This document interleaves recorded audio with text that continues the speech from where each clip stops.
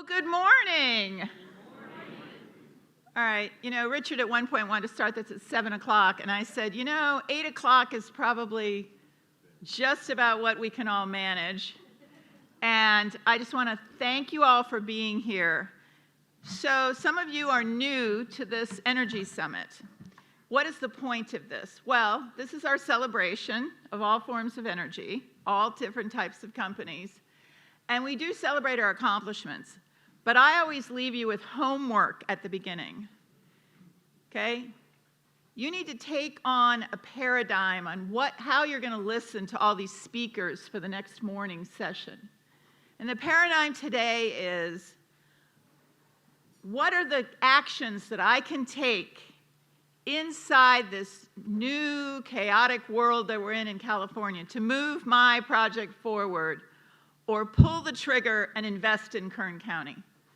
That's the paradigm to listen to. What are the speakers offering you? What have people already done? Because this is the place. If you're going to invest in California, you need to invest in Kern County. And there's plenty of evidence for that, and we certainly don't begrudge any of our fellow counties their work.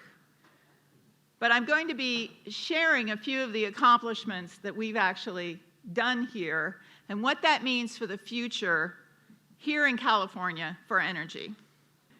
So first, I'm going to talk about the most boring subject on the planet, which is AI, but from a different perspective. So if you've done a PowerPoint recently, you'll discover that Copilot is now embedded in PowerPoint. Copilot is the lesser cousin of ChatGPT, and it generated this. But here's what I want you to know. It takes electricity every time you do one of these. So let's walk through it. It actually takes less electricity to generate an image than it does to generate a text. So to generate this takes about 5.5 seconds of running a microwave. So the electricity to run a microwave, 5.5 seconds for me to generate this. This is pretty good. I didn't give it very many prompts. Text actually takes longer because there's more variables involved. So if you do text, let's say you want to explain quantum mechanics. You're running a microwave for 8 seconds. But then let's talk about videos. So as an example, you decide to run a marathon, you're a charity runner. Unfortunately, you weren't in the room, so now you've been elected to send out the flyers. You do 15 different images, you fool with them, you do 10 different texts. That takes running the microwave for 3.5 hours. And in the United States, 300 million times a day, students use ChatGPT. What does this tell us, everyone? We need a hell of a lot more of electricity, because at the end of the day, the electricity that we've been counting on is for consumer use, business use, all of those things you're plugging in as the utilities keep telling me, electricity demand isn't going down because now I have, more computers and more of these things in my houses. And so what does that mean for California? Well, I'd like to point out, and we have some really esteemed people here. We appreciate the people who have come from the state to our Energy Summit. But I want to point out that between 2013 and 2020, that line item renewables, that happened because of Kern County and because of the people in this room. We did that. That represents over $89 billion of private investment money over the term of the last 15 years, invested here in Kern County, because these are long-term projects. If you build these solar projects, you build wind, you invest in oil, you're talking about 30 years. But California is interested in getting to 100%. We can all agree to disagree on whether that's actually going to happen, but at the end of the day, that is their goal. And we live in their world. So what does that actually mean? It means we need to take this and we need to turn it into this. And we need more of these.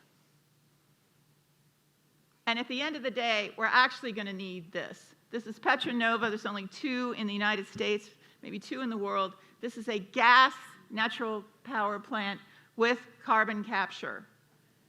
And we have 2 or 3 of the largest gas power plants here in Kern County, and now we are, one of our biggest accomplishments, the only place in California that has a fully permitted carbon sequestration and project and an EPA permit, and that is California Resources Corporation, Carbon TerraVault.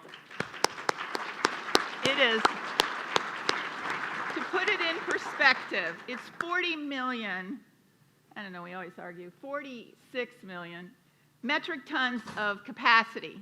It's an underground permanent warehouse for carbon, for CO2. And CARB wants 80 million metric tons of storage. And we have other projects here in California, in San Joaquin County, in Kern County. So just with 2 or 3 projects, we could accomplish what CARB wants to do. That is not the way they were thinking when they adopted their 80 million metric tons. That seemed like a huge number. It is not a huge number, and we are here to prove that that can be done. And so the next electricity option here is to take our natural gas power plants and turn them carbon neutral. Because what did I just say? We need more electricity.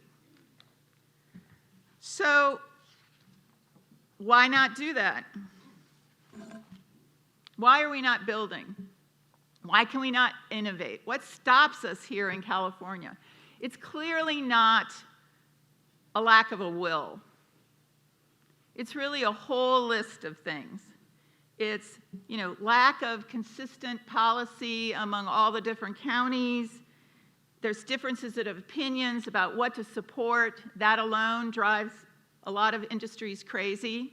I thought you wanted hydrogen, now you don't want hydrogen. Local government, I thought you wanted carbon capture, now you don't want carbon capture. I don't know what you want. And that all circles around investor confidence. Investor confidence. One of the things I learned in my 30-year career is the people in suits that stand at the back of the groundbreaking, the finance people, are the important people. They are the important people, and they're usually in the back because that's just what they do. The money stands in the back. But at the end of the day, they are the ones who have to decide right from the beginning, how much risk are we comfortable with? So on the slide deck that you're all familiar with when you go in, permit uncertainty is right up there for California. It's like number 1. Look at them all shaking their heads, right? It's number 1. Then there's a bunch of other stuff, local, the cost of money. That's all your problem. At the top of the list for California is permit uncertainty. And it comes with, 4 letters, CEQA, right? And that is CEQA, not SEQA, as some guy from Texas commented to me. And what does that mean? It just means that it takes a long time. You have to invest millions of dollars in a bunch of books. You have to listen to public comment, which is always important. But even after you make the public comments and you answer their questions, they can always show up with more. And they're always going to end up, and they can end up in court. So what should you know about 2025? It was an unprecedented year for CEQA reform. If you haven't been watching, how many people here have nothing to do with housing? Most of you. But if you have not been watching, this was an incredible year in the legislature for a number of reasons. It was an extension of work already being done.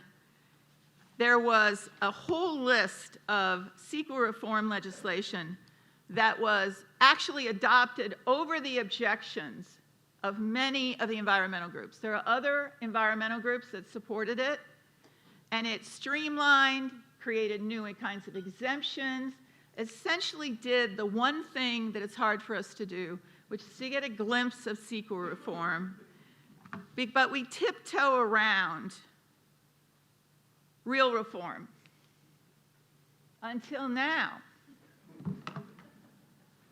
Because with Kern County's SB 237, we actually got a glimpse of the unicorn. We actually saw, Senator Grove and I saw the unicorn actually run through the Capitol, okay? And for those of you who only think SB 237 applies to oil, I'm here to explain what that actually did. It was the first time, this is the one that had some things about sable and offshore oil, and if you are from the coast, I'm sorry, that's not our issue. We don't have an ocean or the coast. But at the end of the day, it took the Kern EIR that had been in litigation for 9 years, back and forth, that I was the project manager for, after 15 years of work, and it codified in CEQA that specifically named EIR is sufficient and can't be litigated for 10 years through 2035. And that 2,000 drilling permits could be issued, and that the state is also protected from litigation as a responsible agency, and anybody else who uses it. The Water Board uses it to clean up produced water for oil. There are other things that are, that's a very, very comprehensive EIR. And at the end of the day, that had zero chance of happening. Now, thank heavens, no one told me it was zero. It was only after we were at the governor's signing, because I wanted to make sure it wasn't in invisible ink and it was going to disappear after he signed it, because it was his bill. And I give all the props to Governor Newsom for realizing that he needed a practical solution. But the oil industry and Kern County had done all the work for 15 years. But we had zero chance. And I'm so glad no one told me that. So for those of you who are staff, just remember, don't tell your executive, your CEO, your finance guy, that something has zero chance. Because when you tell someone there's zero chance, it gets into your head and it settles in the corner. It creates its own living room, and that zero chance lives there, and you'll never accomplish anything. But it was never going to happen. So that's the first time in, CEQA essentially has been here since 1977. I will be honest, I have worked in it since 1977, and at the end of the day, there was no chance of this happening. So what does that tell us? That tells us that this is the year. This is the year of CEQA reform in the legislature. They are chomping at the bit when they come back in January to actually try and figure out why California can't have nice things. Why can't we build stuff? Why can't we implement all these things that the CPUC has put together and CARB has put together? Because we are in a crisis. There are other forces in Washington, D.C. that have come to the fore that have made it difficult for our wind and solar to develop. They've made it difficult. They're not making it easy for oil. Oil's price needs to come up, not go down. And at the end of the day, has taken away many of the tools that California has.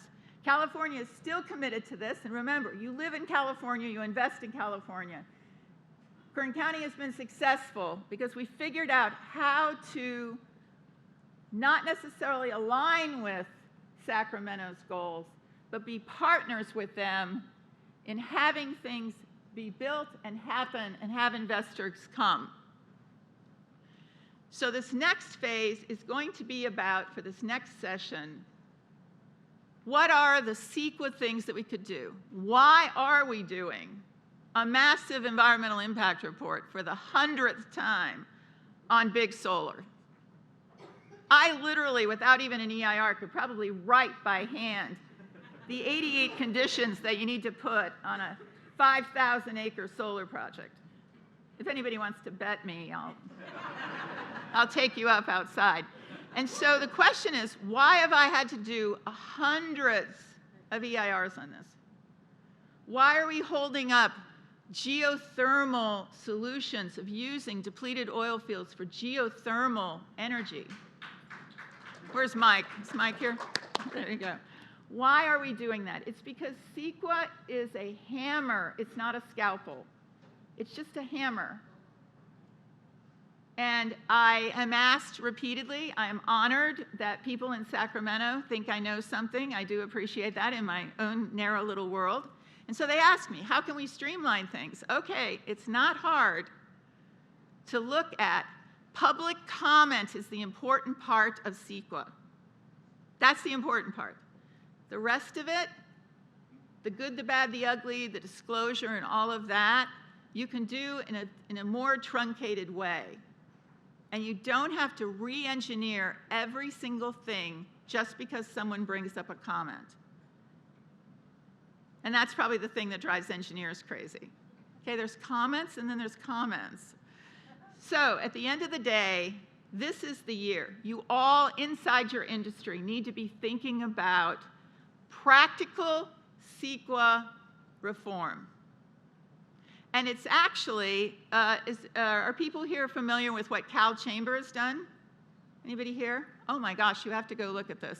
So California Chamber has released Building an Affordable California. This is an initiative that's being reviewed right now so they can start collecting signatures to put on the ballot for November 2026, and it is real CEQA reform. It mandates that an EIR has to be done in a certain period of time. It limits the kinds of administrative records you have to create. It is real reform. It covers renewable energy projects. It covers underkinds. Unfortunately, it doesn't cover oil, but we're okay. We have ours for 10 years. And so at the end of the day, CEQA is going to be in front of the voters. And that has never happened in the whole history of CEQA. That's never happened. The voters of California. And what is the watchword this year? Let's hope it's every year. Affordability. Affordability. We need to build things. We need to put people to work. We need to keep people working.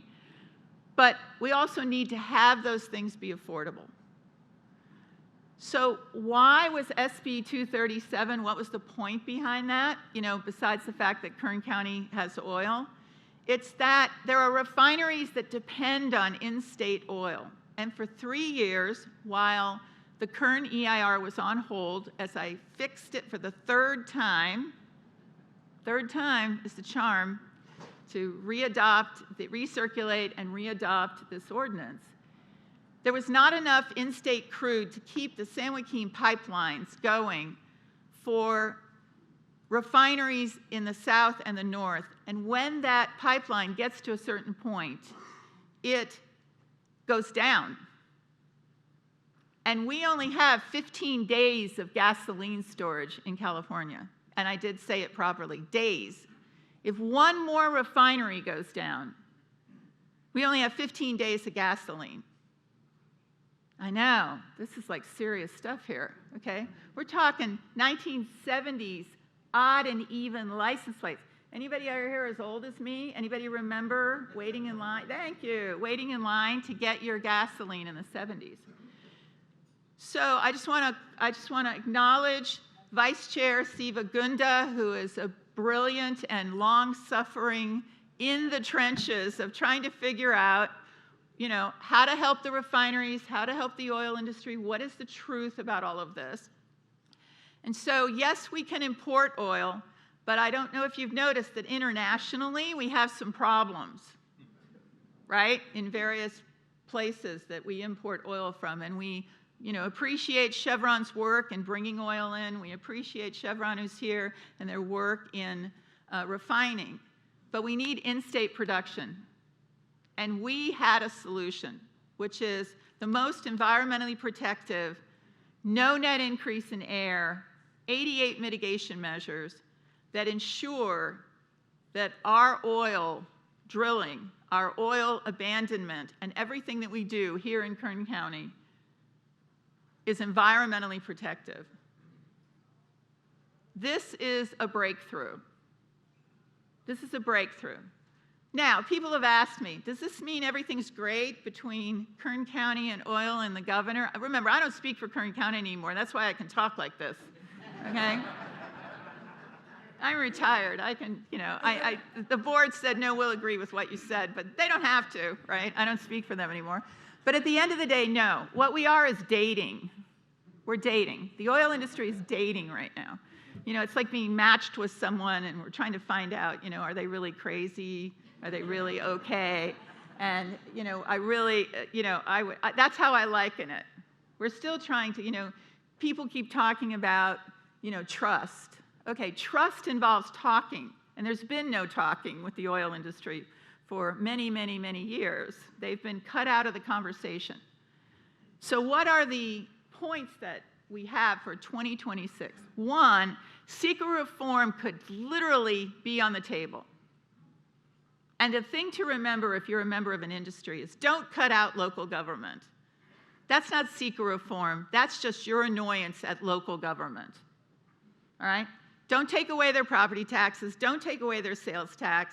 Find your money someplace else. And don't override what they can do. But there's certainly other ways to reform this. I work really closely with the California Energy Commission. I have total respect for them. But their processes absolutely need to be reformed. They are too long, too complicated, too strange. They can over-engineer a cupcake. And at the end of the day, it's not a real process. So that's another place we could do that. CalISO comes up with, CalISO's doing better, but even they have their own bureaucratic problems. So 2026, I believe the legislators themselves are hungry for new ideas. Bring your new ideas, bring them to the CPUC, bring them places, and do that. And then the second issue this year in 2026 is don't give up on California. This is the place to invest. We have land, and obviously I think Kern County is the place, but Fresno, Tulare, Kings County, these places also have opportunities. San Bernardino County, Riverside. We'll leave LA County out of it, okay? At the end of the day, we have land, we have smart people, and we have committed elected officials. So I want to take a minute to acknowledge the Kern County Board of Supervisors. For 15 years, they hung in on this Kern County idea that the oil industry wanted to be regulated. This is an EIR that literally went through so many hearings. It was recirculated, 4 times, long hearings, hundreds, thousands, literally thousands of comments. Every single one I read. I can't promise that all the elected officials read them, but I read every single one of them. And at the end of the day, they hung in there because that is who Kern County is as partners. And I'd say the same thing about wind and solar. Wind and solar, and now we have there are new industries. We're interested in hydrogen. We're still interested in geothermal. We're interested in carbon capture being used to make carbon neutral, different types of carbon management. You're going to hear a little bit, we hope, from the people who do this today. Battery storage. So Kern County produces 80%, we have 80% of the battery storage and 70% of the renewable energy. If the lights are on in the summertime, it's because of us. And we did it because of you. Because government produces nothing. It's a theme of the Energy Summit. It's a theme of the Energy Summit. Government doesn't produce anything. Our job is to make sure that you're good neighbors. Make sure that you are protecting the environment. Make sure that you are, picking the right places that work with our goals. But it's not our money, it's your money. And you've got to bring it from London and New York and France and all these other places. And they're going to look and say, why are we not in Texas? Why are we not in Arizona and Nevada? What's the case? So that's the second paradigm I'm going to offer you. You need to be our ambassadors to make the case on why California is still the place to invest in energy. Why? Because they still need it. And they're committed to it. And you have plenty of good ideas.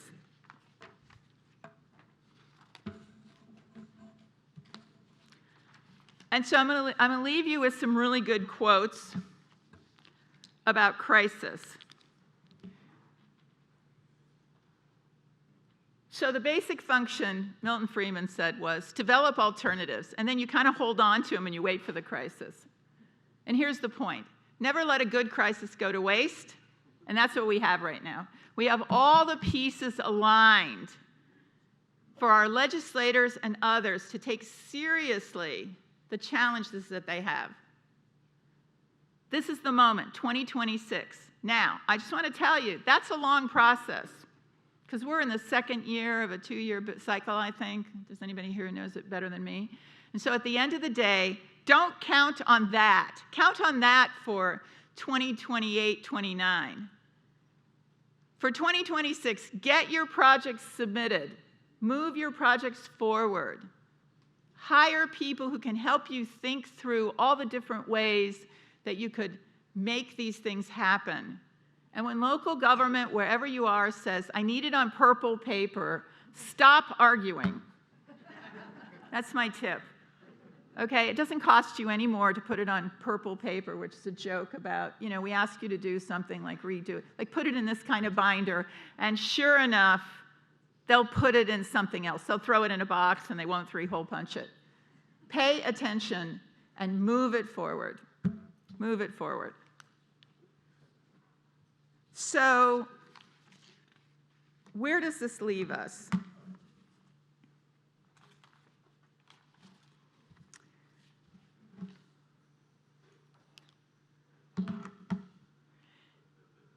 So for those companies who have already invested in Kern County, you know, you've already got a project processing, you've already built something, you're relaxed, the rest of you are not relaxed, you're like, I know I need to get this finished, I need to get it built. I just want to personally thank you. Thank you for your commitment, thank you for your faith in the Kern County Board of Supervisors, thank you for your faith in the community and the people who are working on these jobs. And I want to specifically call out the oil industry that has gone through ups and downs and downs and ups and stood steadfast behind this crazy CEQA idea that came to Kern County in 2008 and said, I want to be regulated. Remember, for 100 years, there was no permit in the local government. If you were in an A zone, you just had a 150-foot setback, please go do it, go to the state and get your permit. That is the kind of commitment that it takes to survive in California. And for those of you who are thinking about committing or have a project, remember, you need 3 things to be successful in California. You need money, lawyers, and courage. And if you have money, lawyers, and courage also for persistence. There's a little bit of a time lapse. You have to hang in for a little while. It is worth it. This is the place to be. We have better beaches than Texas. We have better food. And we have a state government that's truly committed to a wide variety of innovation and energy. That's it. That's all you have to do. You only have a few hours to figure it out, and then you can go. Because remember, we also need energy for all those slot machines down at the Hard Rock. So thank you, Richard.